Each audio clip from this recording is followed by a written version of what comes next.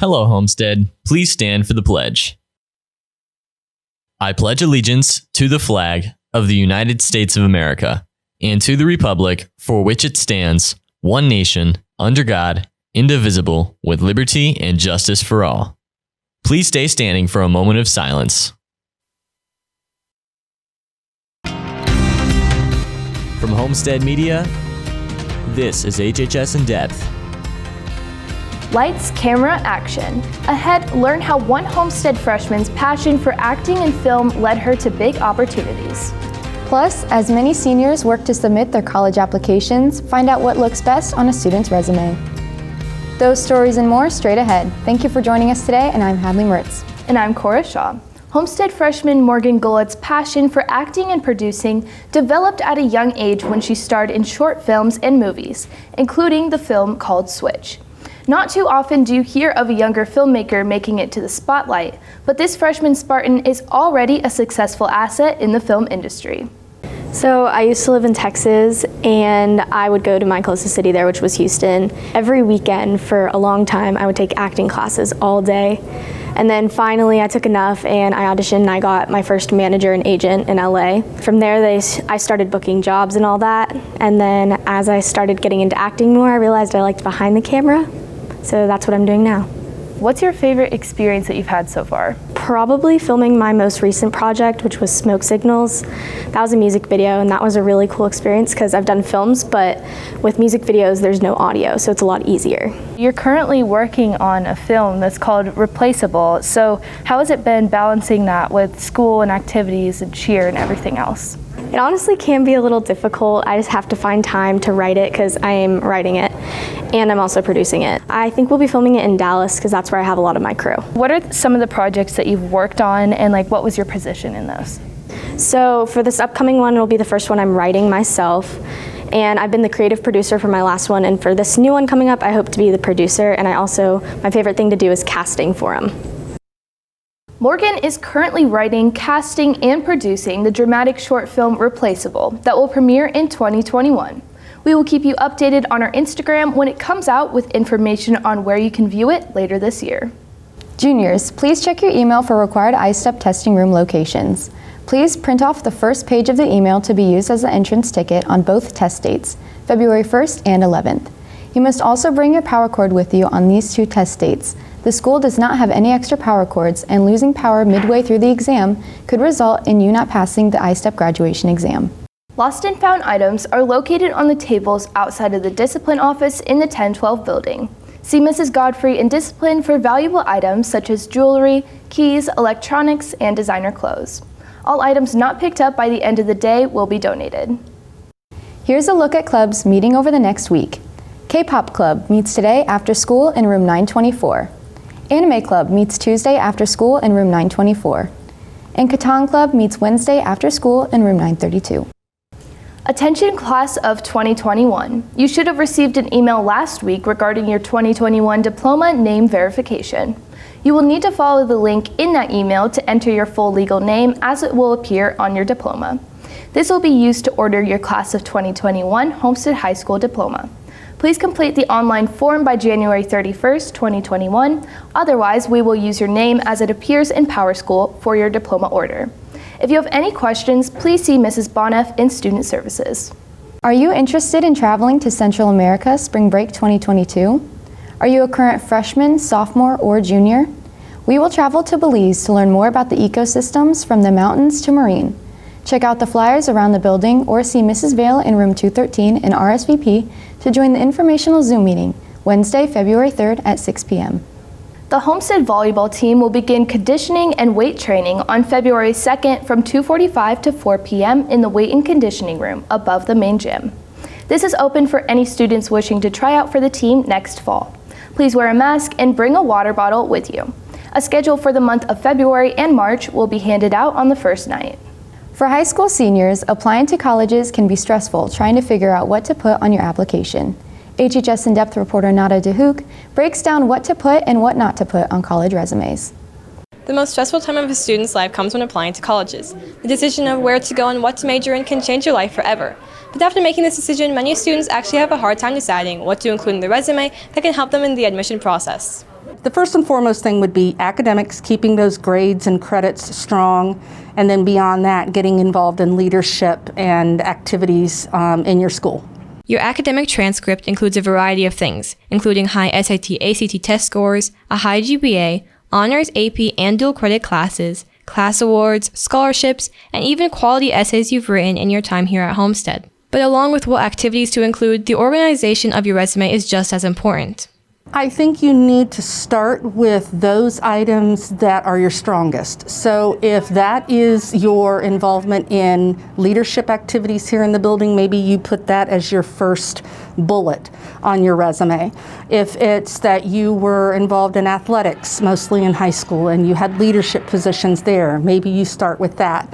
Leadership opportunities include participation in student government, being captain of your sports team, leading a fundraiser for a cause, or anything that puts you in a position to lead a group of people in a common goal. Sports, internships, job experience, and community service outside of club or school hours are also activities colleges look for on a resume. And finally, make sure to be honest and accurate in your resume, as colleges won't hesitate to verify your information with your counselor. Don't stress too much about what colleges want to see, and instead focus on what you want to show. For HHS In Depth, I'm Nada DeHook. Parking on campus has been quite hectic since the beginning of the semester with new parking lot changes. Next, figure out good habits to build and what changes are expected before the end of the year. Stay tuned right here. You're watching HHS In Depth.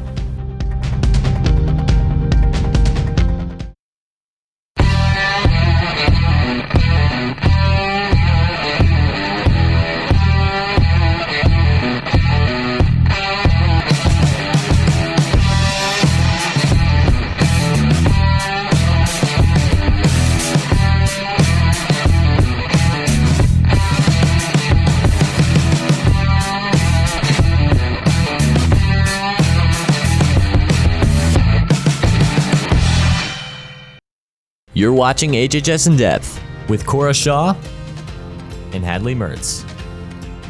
Welcome back. With the return to in-person learning brings the return of student drivers.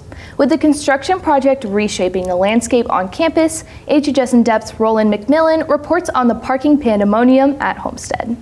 Since the return from a longer than normal break, students were greeted with a brand new parking lot to use during this new semester.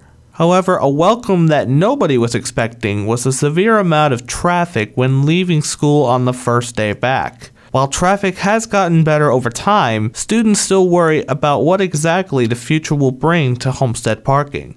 Well, our parking is pretty tight, and we're going to actually lose a good number of spots for our adults here in the next couple of weeks, too. So you're going to start to see concrete and building going up in those areas. As a matter of fact, the doors 4 and 7 could be torn off the building because we're going to build new structures there. So the reason the parking lot is gone is because that's where the new athletic facilities, physical education facilities, and music facilities all go. Besides a few touch-ups here and there, the new parking layout will remain mostly the same throughout the rest of the year. The real concern is what students will have to do to update their current routines in ways that support these major changes. Arrival really hasn't been much of a problem. Our students get to school early and are here generally when they need to. Those kids that can wait a little bit in the afternoon or park in the south lot will help. And it's imperative that if your parents are picking you up, if you can wait till 3 o'clock, that's really going to help with the entire facility need.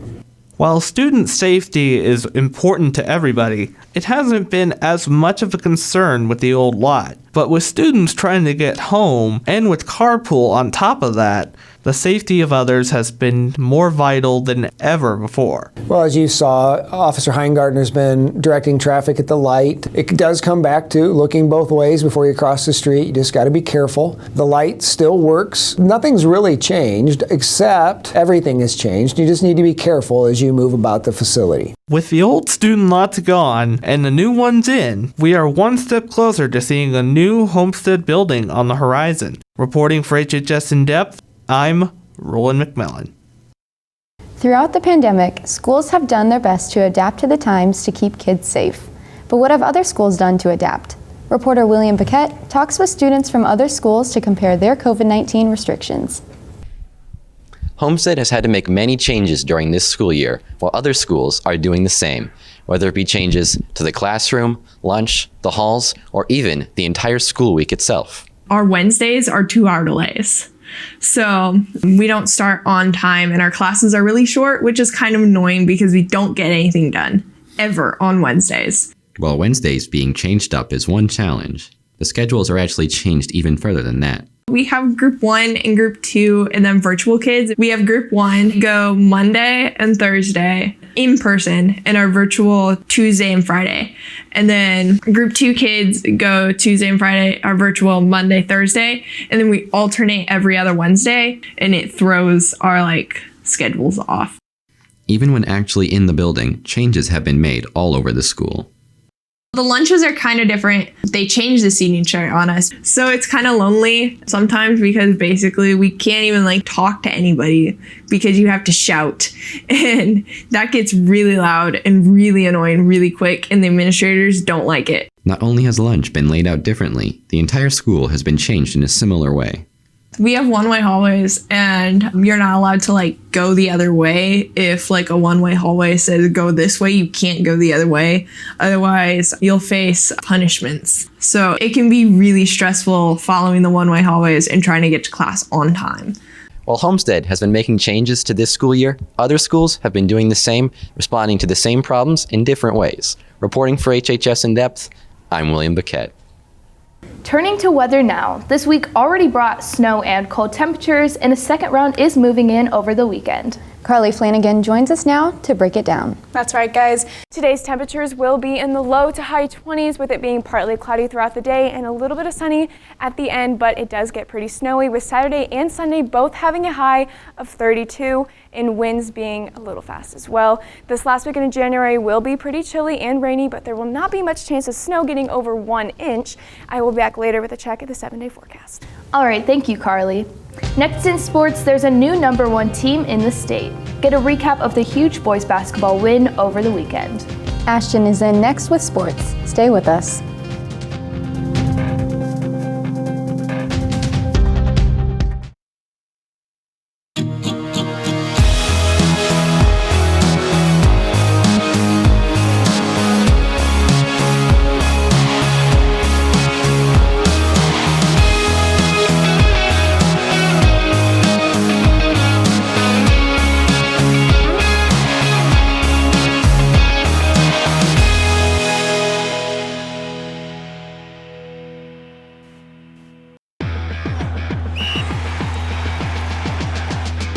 #1 in the state has a nice ring to it. Welcome back. I'm Ashton Ackman. For the first time in school history, the Spartans are #1 in the coaches poll, the AP media poll, and in the Sagarin computer ratings after taking down #1 Lawrence North last weekend. And that was their second of 2 games last week. With a recap of the SAC doubleheader against Northside, here's sports reporter Caleb Wood. Last Friday, the boys and girls basketball teams faced off against the Northside Legends for another SAC doubleheader. With the girls team up first, it's Allison Stevens gets the 3 ball for the Spartans. Stevens with 15 points on the night. Shortly after, Molly Stocks sinks the shot from behind the arc for the Spartans. Then it's Ayanna Patterson. She puts up 26 points under the rim in total. Homestead up by 28 at the half. Northside struggling defensively here. It's Sullivan to a wide open Allison Stevens. It's good. And taking a shot from the left wing, Molly Stock puts 3 more points on the board for the Spartans. Homestead clinching the win 78-24 over Northside. Moving over to the boys matchup after a senior night recognition, Andrew Leeper keeps it in bounds and Luke Goody gets the 3-pointer, and this would just be the start. Again, Goody step back for 3. He got it. Spartans pull the lead gap to 12. Second quarter, Fletcher Lawyer plus 3 for the Spartans. But one school record was broken last Friday, most 3-pointers in a game, when Luke Goody hit his 10th 3 of the game, breaking the previous record of 9. And on top of that, Ifani Ezekudo sent the game into triple digits with this shot, something that has not happened by the Spartans since 2012. The final score, Homestead 107, Northside 61. Coach Johnson actually told me after the third quarter that I'm 1 away, and the team kind of came together and said let him get his 10th 3. So all credit to my teammates. Without them, I wouldn't be able to do what I did tonight, and we just keep moving on, 15-0. Biggest test of the year the next day. It's number 2 Homestead at number 1 Lawrence North. Early first quarter, Simmons to Goody up top, splashing for 3. Then Goody answers again on the right wing, showing his range. Wildcats pouncing. Shamar Avance with the pump fake and jumper to tie things up. Spartans fired up for this matchup. Goody beneath the basket slams it down. Homestead up 29-19 at the half. Lawrence North fighting to the end. Overtime. Simmons to Lawyer up top. Fires from downtown. The future Boilermaker would put up 27 points. 5 seconds to go. Homestead up 3 and Colpine draws the foul. 2 shots from the stripe are good and Homestead goes up 5. CJ Gunn heaves it at the buzzer, but it wouldn't matter. Homestead with the huge overtime win, 55-50. After the doubleheader tonight, the boys are back in action at home. Tomorrow night, they take on the 3A Peru Tigers. Homestead Live has you covered with tip-off set for 7:30 and pregame to take the air about 10 minutes prior. Again, that's tomorrow night on Homestead Live. That's all for sports. Carly has a final check of the weather when we come back.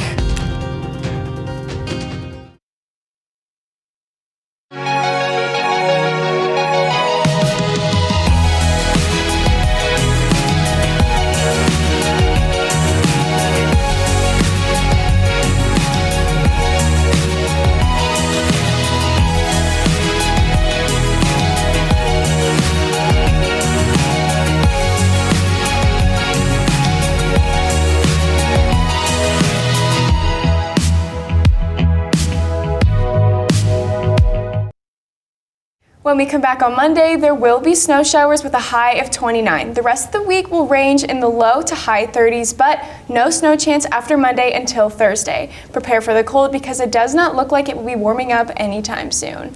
All right, thank you, Carly. And thank you for watching today.